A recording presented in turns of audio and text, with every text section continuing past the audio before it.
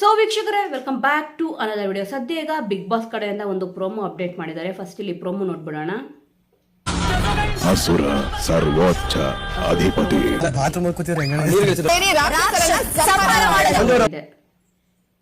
So ವೀಕ್ಷಕರೇ, ನೋಡಿದ್ರಲ್ಲ, promo ಅಂತೂ ಇಲ್ಲಿ ಎಕ್ಸಲೆಂಟ್ ಆಗಿದೆ. ಇದಕ್ಕೆ ಕ್ಯಾಪ್ಷನ್ ಕೊಟ್ಟಿರೋದೇನಪ್ಪ ಅಂತಂದ್ರೆ, ಅಸುರಾಧಿಪತಿ ಕಾಕ್ರೋಚ್ ಮಾಡಿದ್ದೇ ನಿಯಮ, ಆಡಿದ್ದೇ ಆಟ.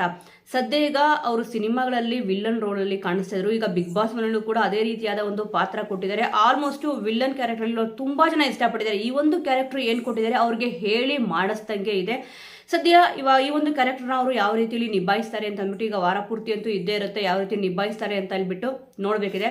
ಆಲ್ಮೋಸ್ಟ್ ನಿನ್ನೆ ಇಲ್ಲಿ ಏನೊಂದು ಎಲಿಮಿನೇಷನ್ ಆಯಿತು, ಇದರಿಂದ ಎಲ್ರಿಗೂ ಕೂಡ ಶಾಕ್ ಆಗಿರುತ್ತೆ. ಆಲ್ಮೋಸ್ಟ್ ಜಂಟಿಗಳು ಇಲ್ಲಿ ಇಬ್ಬರು ಇಲ್ಲಿ ಎಲಿಮಿನೇಷನ್ ಆದರು. ಒಂಟಿಯಲ್ಲಿ ಆಗಿದ್ರೆ ಒಬ್ಬರು ಆಗ್ತಾಯಿದ್ರು, ಆದರೆ ಇಲ್ಲಿ ಟೋಟಲ್ ಆಗಿ ಇಬ್ರು ಆಗಿರೋಕ್ಕೆ ಎಲ್ರಿಗೂ ಕೂಡ ಅನಿಸಿರುತ್ತೆ. ಇಲ್ಲ, ನಾವು ಅನ್ಕೊಂಡಂಗೆ ಇಲ್ಲ, ಪ್ರತಿ ಸೆಕೆಂಡು ಪ್ರತಿ ನಿಮಿಷ ಕೂಡ ಇಲ್ಲಿ ಸಿಕ್ಕಾಪಟ್ಟೆ ಇಂಪಾರ್ಟೆಂಟ್ ಆಗುತ್ತೆ. ನಮಗೇನೊಂದು ಕ್ಯಾರೆಕ್ಟರ್ ಕೊಟ್ಟಿದ್ದಾರೆ ಅದನ್ನ ತುಂಬಾ ಚೆನ್ನಾಗಿ ನಿಭಾಯಿಸಲೇಬೇಕು. ನಮ್ಗೆ ಇನ್ನೊಂದು ಸ್ವಲ್ಪ ಟೈಮ್ ಇದೆ, ನಾವು ಆಮೇಲೆ ಇಲ್ಲಿ ಪಿಕಪ್ ಹಾಕೋಣ ಅಂದರೆ 100% ಆಗೋದೇ ಇಲ್ಲ. ಸದ್ಯ ಈಗ ಬಿಗ್ ಬಾಸ್ ಮನೆಯಲ್ಲಿ ಒಂದು ವಾರ ಕಳೆದಿದ ತಕ್ಷಣ ಎಲ್ಲರೂ ಕೂಡ ಅವರು ಅಸಲಿ ಆಟಕ್ಕೆ ಬರಲೇಬೇಕಾಗುತ್ತೆ. ಸ್ವಲ್ಪ ಜನ ಆಲ್ರೆಡಿ ಆಟಕ್ಕೆ ಇಲ್ಲಿ ಬಂದಿದ್ದಾರೆ, ಅಂದರೆ ಅವರು ಅಸಲಿ ಆಟ ಏನಿದೆ ಅದನ್ನ ತೋರಿಸಿದ್ದಾರೆ. ಇನ್ನೂ ಸ್ವಲ್ಪ ಜನ ಇಲ್ಲಿ ಪಿಕಪ್ ಆಗಬೇಕಿದೆ. ಆಲ್ಮೋಸ್ಟ್ ಇಲ್ಲಿ ಯಾರ್ಯಾರು ಯಾವ್ಯಾವ ರೀತಿ ಕಾಣಿಸ್ಕೋಬೇಕು ಅಂತ ಅಂದ್ಬಿಟ್ಟು ಕಿಚ್ಚ ಸುದೀಪ್ ಅವರು ಹಿಂಟ್ ಕೂಡ ಇಲ್ಲಿ ಕೊಟ್ಟಿದ್ದಾರೆ. ಮತ್ತೆ ಯಾರ್ಯಾರು ಕಳೆದು ಹೋಗ್ಬಿಟ್ಟಿದ್ದಾರೆ ಮತ್ತೆ ಇಲ್ಲಿ ಅವ್ರು ಕಾಣಿಸ್ಕೋಬೇಕು ಅಂತ ಕೂಡ ಇಲ್ಲಿ ಹೇಳಿದ್ದಾರೆ. ಅಂದ್ರೆ ಆಲ್ಮೋಸ್ಟ್ ಅವ್ರಿಗೆ ಒಂದೊಂದು ಏನು ಆಪರ್ಚುನಿಟಿ ಬಂದಿರುತ್ತೆ. ಯಾರು ಕೂಡ ಬಂದ್ಬಿಟ್ಟು ನಿನಗೆ ಈ ಒಂದು ಕ್ಯಾರೆಕ್ಟರ್ ಒಪ್ಪುತ್ತೆ, ನೀನು ಮಾಡು, ಈ ರೀತಿ ಮಾಡು ಅಂತ ಹೇಳಲ್ಲ.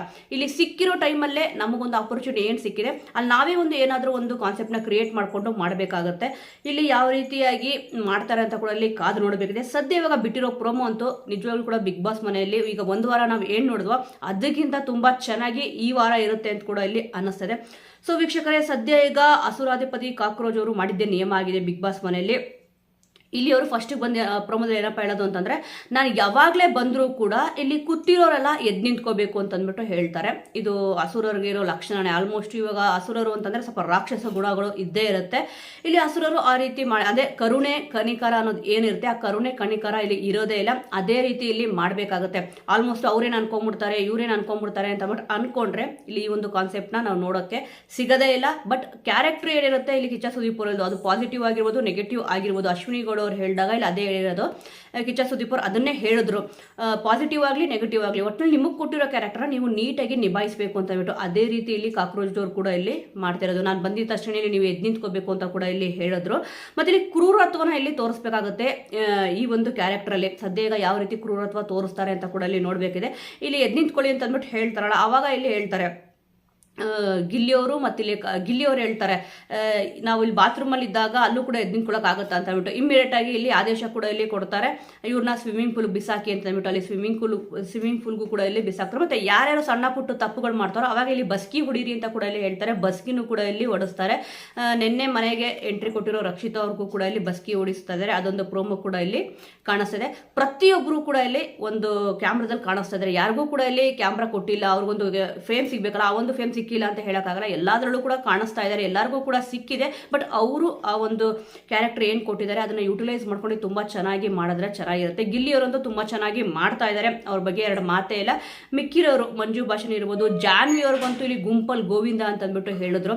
ಇವಾಗ ಅವ್ರು ಗುಂಪಲ್ ಗೋವಿಂದ ಆಗಬಾರ್ದು ಅಂತ ಅಂದ್ಬಿಟ್ಟು ಅವ್ರ ತಲೆಗೆ ಬಂದಿದೆ. ಇವಾಗ ಬಿಟ್ಟಿರೋ ಪ್ರೋಮೋದಲ್ಲಿ ನೋಡಿ, ಇಲ್ಲಿ ಅಶ್ವಿನಿ ಅವರು ಮತ್ತೆ ಜಾನ್ವಿ ಅವರು ಇಬ್ರು ಕೂಡ ಇಲ್ಲಿ ಮಾತಾಡ್ತಾರೆ.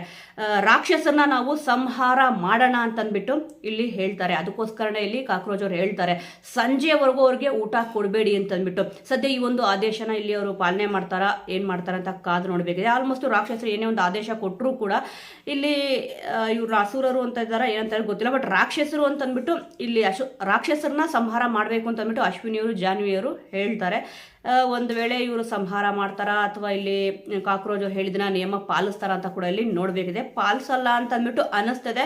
ಇಲ್ಲಿ ಬಿಗ್ ಬಾಸ್ ಮನೆಗೆ ಸರ್ವೋಚ್ಚ ಅಸುರ ಅಧಿಪತಿ ಆಗಿರ್ಬೋದು ಕಾಕ್ರೋಚ್ ಅವರು, ಬಟ್ ಇಲ್ಲಿ ಸಂಹಾರ ಮಾಡಲೇಬೇಕಲ್ವಾ. ಯಾವ ರೀತಿ ಯಾರು ಸಂಹಾರ ಮಾಡ್ತಾರೆ, ಯಾರು ಈ ಒಂದು ಕ್ಯಾರೆಕ್ಟರ್ ತುಂಬಾ ಚೆನ್ನಾಗಿ ಅವ್ರನ್ನ ತೊಡಗಿಸ್ಕೊಂತಾರೆ ಅಂತ ಕೂಡ ಇಲ್ಲಿ ಕಾದು ನೋಡಬೇಕಿದೆ. ಆದರೆ ಇಲ್ಲಿ ಪ್ರೋಮೋದಲ್ಲಿರೋ ಪ್ರಕಾರ ನೋಡೋದಾದರೆ ಇಲ್ಲಿ ಅಶ್ವಿನಿ ಗೌಡ ಅವರು ಮತ್ತು ಇಲ್ಲಿ ಜಾನ್ವಿ ಅವರು ಸಿಕ್ಕಾಪಟ್ಟೆ ರೊಚ್ಚಿಗೆದ್ದಂಗೆ ಕಾಣಿಸ್ತಿದೆ.